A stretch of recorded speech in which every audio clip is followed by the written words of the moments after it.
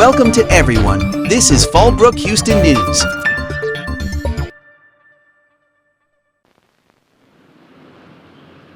Well, when a child is in foster care, they are looking always to be moved. But when they are adopted, they know that that's over with. The moving days are over with. This is a forever home within. This is what the social worker and the foster mother try to help these children to understand that this is a forever home. Everybody needs a forever home. We moved a lot, and that's all I remember. My daddy, he's too mean. He always whooped on my brother. My mama, she been gone a long time. We ain't gonna see her no more. I want to live in the country where horses at and ride. Forever home, forever home. Every child needs a place to call his own. Forever home, forever home. Everybody needs to know there's a place to live and grow. Everybody needs a forever home. This is Kevin, a child without a home. He's been waiting over a year for somebody to reach out and open their heart to him. And Kevin's just one of thousands of black kids who need a forever home.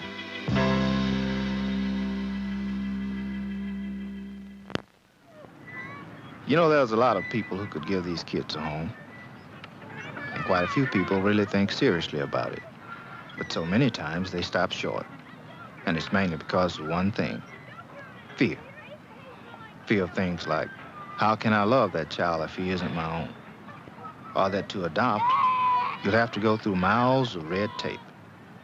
People are afraid they might get a kid with a bad seed. Or if they adopt an older child, he might be set in some ways you don't like. They're afraid to take a child that's handicapped, or one with mixed blood. They think the natural parents might show up someday and cause trouble. A lot of people won't even look into adoption because they think you've got to be young, married, own a big home in the city, and fit some kind of a model citizen profile. None of this is necessarily true. Most of these fears have been magnified or completely imagined by people with no first-hand experience. Times are changing, and black people's attitudes about adoption are changing with it.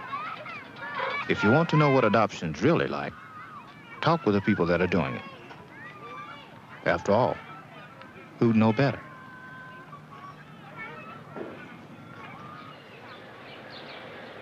This is Isaac and Mary Bell. They adopted all three of their children. Isaac's a bartender.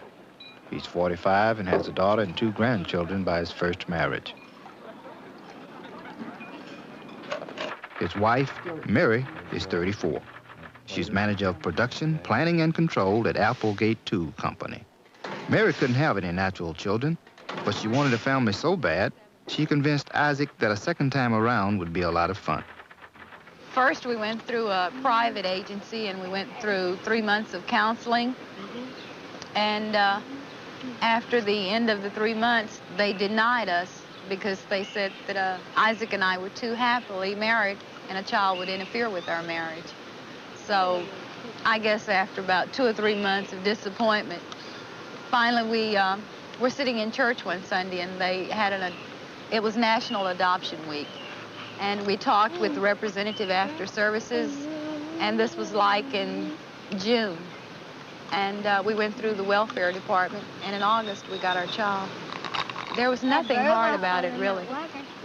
I went in for an interview by myself with the worker, then Isaac went in for an interview by himself, and then we went in together and talked with the worker And this was to get our individual thoughts on what we expected as parents and what have you, and what we had to offer as parents.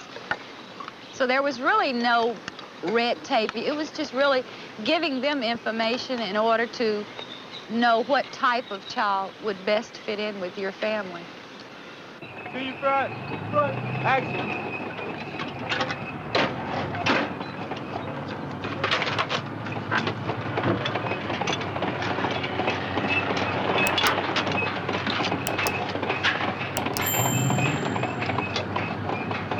Ken McClellan is a sergeant in the 1st Cavalry Division, U.S. Army.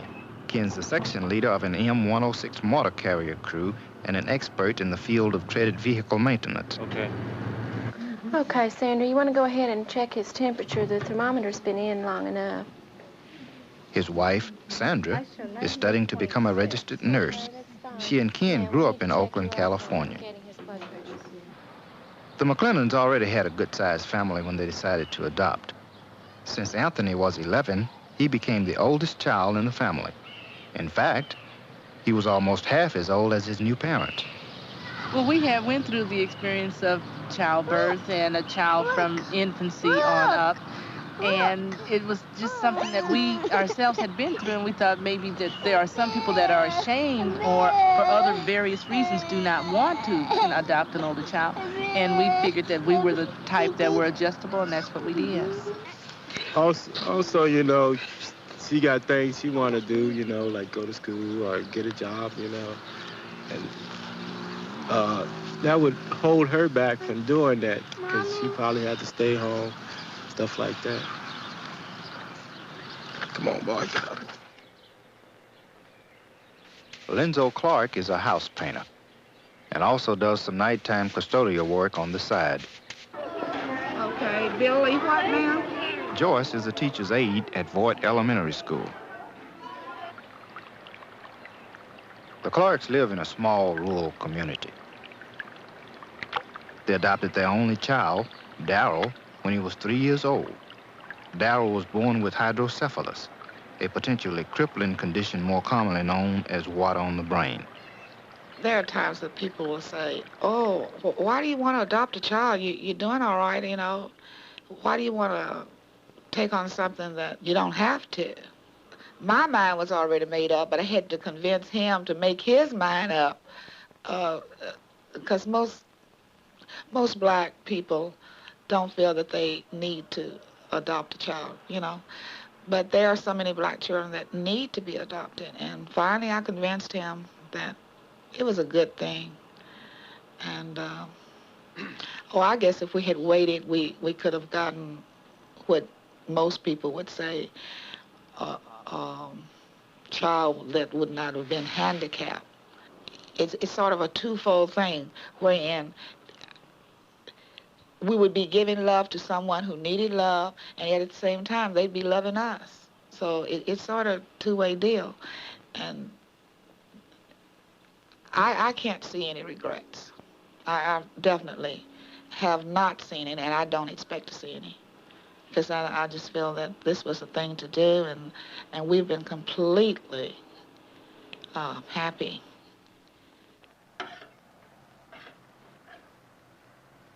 Lady B became a foster parent in 1970. By the time she retired 7 years later, over 60 children had lived in her home. One of her kids was Tommy, a quiet boy who had supposedly suffered brain damage as a child. For years, he was moved from one foster home to another. Nobody wanted to adopt Tommy. Nobody wanted to give him a forever home. That is, until he came to live with Lady B. Well, at the table eating dinner, and she was sitting down on the couch in the bedroom, and she brought up the subject and said how I'd like to be adopted. Well, I was surprised. I didn't really thought about it at all. Well, finally I had made up my mind that I said yes. I didn't feel like traveling around no more, going foster home to foster home. It was trying to get me upset going around like it. So I said yes.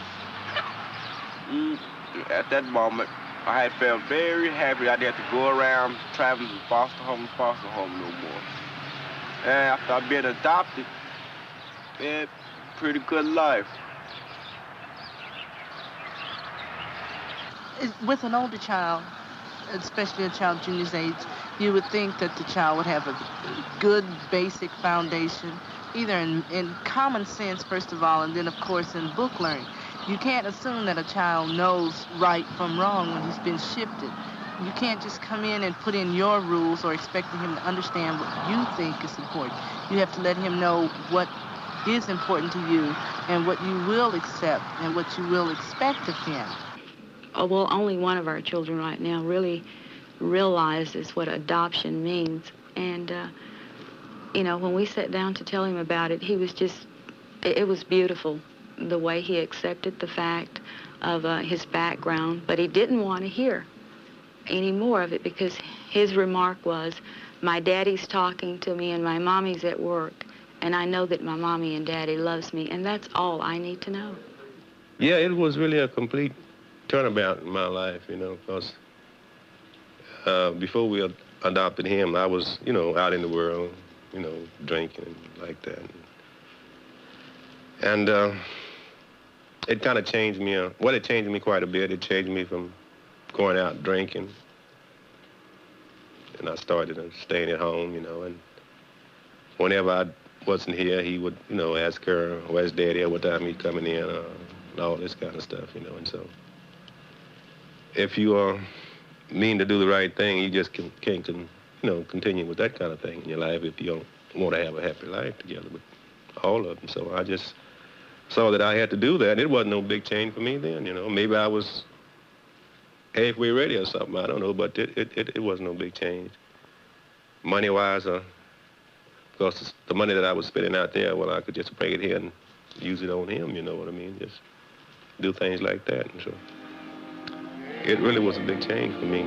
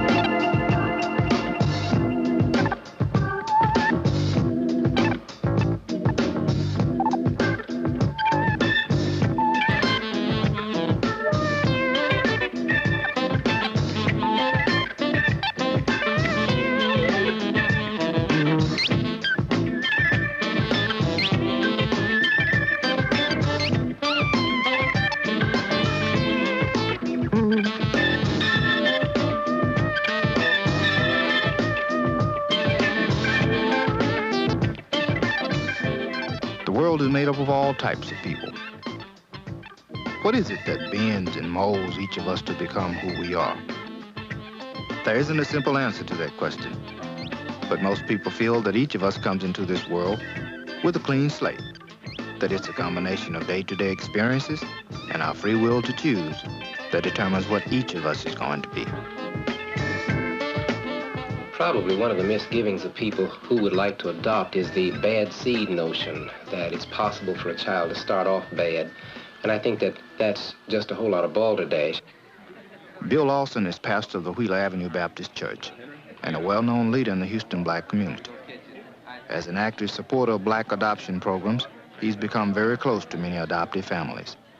I think that most of all, a child is a very flexible and a very pliable being who is pretty well shaped by a good environment or by a bad one.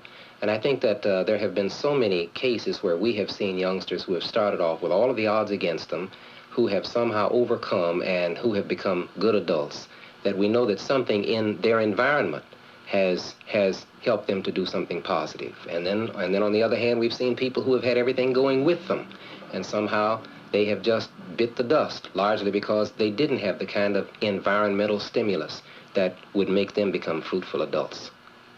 Well, it's a number of fears that people have about adoption. It's really not supposed to be a fear, because some people are afraid if the child they're going to get what kind of background did the child come from? In other words, did he come from a home that was, daddy was a drunk and mama smoked dope or did something, and they're afraid that will this overflow into the child that's coming up, which is no fear. I mean, if he's eating at my table, he's going to grow like I want him to grow. You know, he'll be the same type of child that I am, or the same type of child I want him to be. And this runs through a lot of mine, the background of the child, where the child is coming from.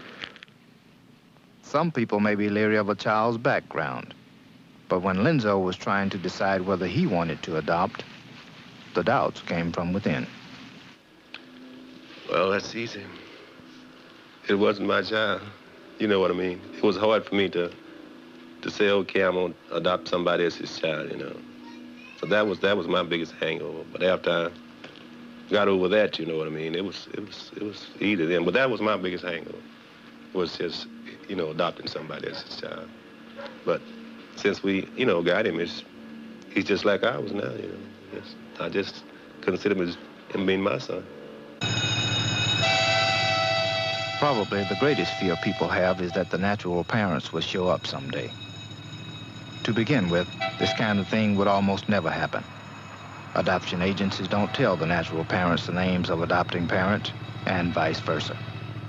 Secondly, if there's any chance of a face-to-face encounter, children are placed in another town, or even another state. Kids who are old enough to know who their natural parents are have already lived in foster homes and haven't seen their parents for many months, or even years. These children know their natural parents can't take care of them. These kids want a forever home. If a person wants to adopt, I would say, first of all, they need to raise the question whether they can love a child. And that's really just about all that is asked for. You don't have to have special credentials or special skills, but if you've got enough security so that you can give out, you can share love, I think that this is most of what matters. That means that you can give to the child the kind of environment that will make that youngster have some self-esteem and will help that youngster to like him or herself. And once that's done, I think that it's possible that both you and the child can make all kinds of mistakes and still come out on top.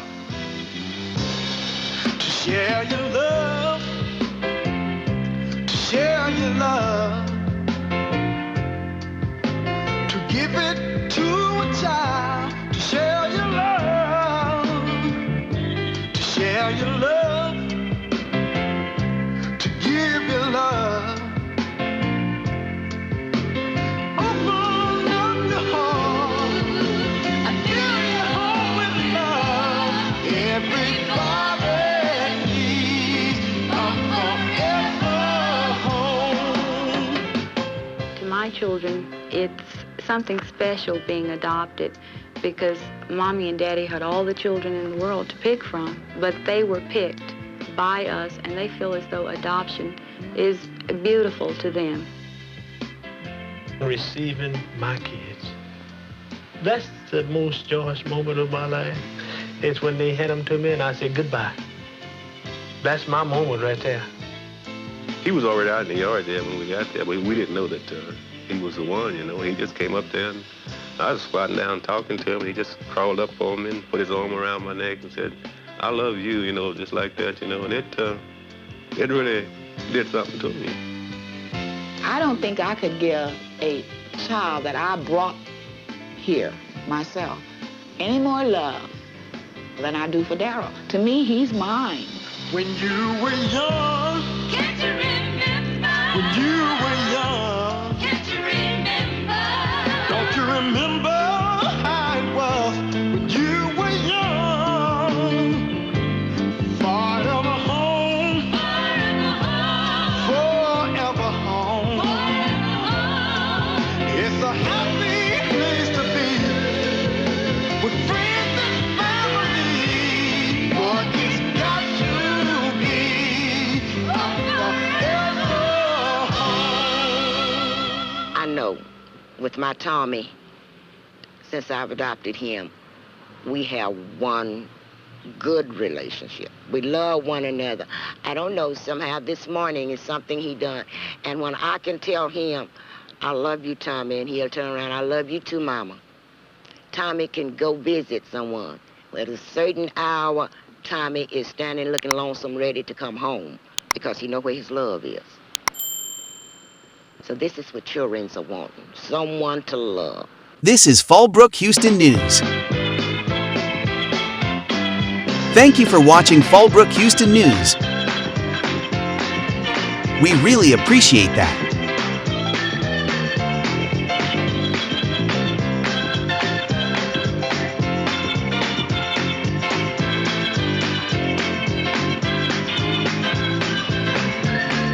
Please don't forget to like and subscribe. We really appreciate that.